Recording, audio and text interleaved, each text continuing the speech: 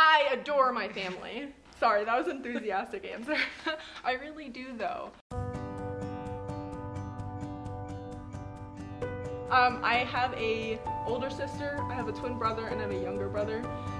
Their names in order are Kaylee, Ian, and Ryan. And I adore the heck out of them. Well, I like to play video games with my family. That feels like an on-the-nose answer, but it's true.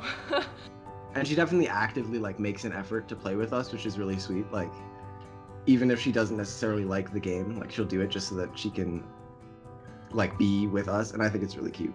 We're a whole video gaming family. Both my brothers are huge video game nerds. Huge nerds in general, if I'm being honest, just like me.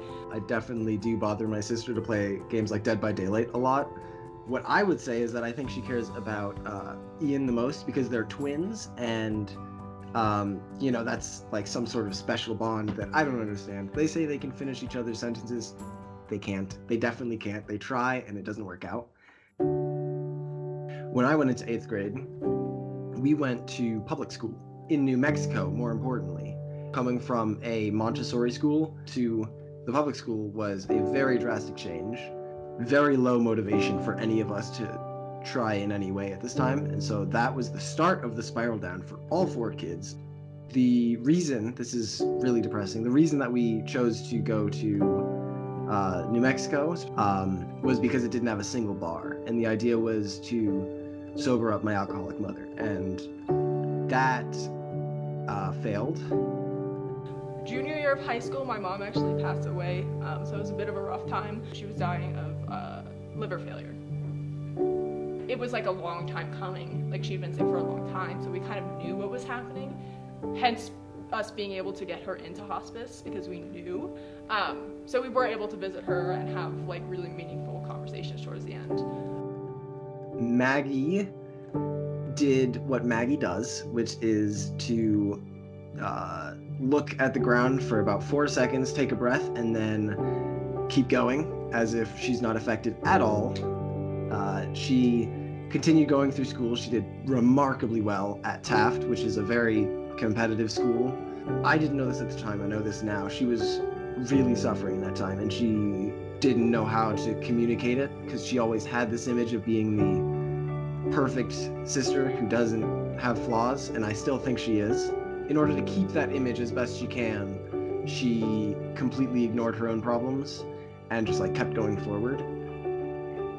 When I was in high school, after my mom passed away, I actually used photography to sort of like deal with the grief of that. And I worked with my photography professor. He helped me edit and put together an exhibition. Like, so I had like an actual show. We as a family, all of us, are not extraordinarily vocal with our emotions. So when anyone, let's say Maggie is usually the one, because she's the family one, to get things started, she'll say, hey, let's go do this thing, go to the movies. I would say probably one of my favorite memories was going kayaking with her on the lake. That's something we used to do all the time. I remember like 100% toppling over the side, falling into the water.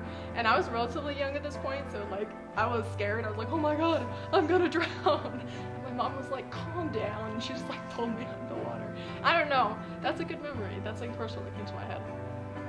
This is actually her wedding band. And this one is my dad's wedding band. Yeah, I wear them around. I don't know. It's like habit now. At first it was like, it really gave me a peace of mind. Now it's just like, yeah, I'm used to it. It actually feels weird when I take them. I wear them always. About 3 months ago, some real bad juju went down in some of my close relationships. When everything was like wrong, I actually texted Maggie. It was really assuring to me to know that like when I needed it, she was there. And Maggie cares a lot about everyone in the family, right? And so to her, I would say video games first and foremost, like the first thing was a way to connect with her family. And then she realized, hey, this is something that I'm also quite good at. So I'm gonna go be good at it.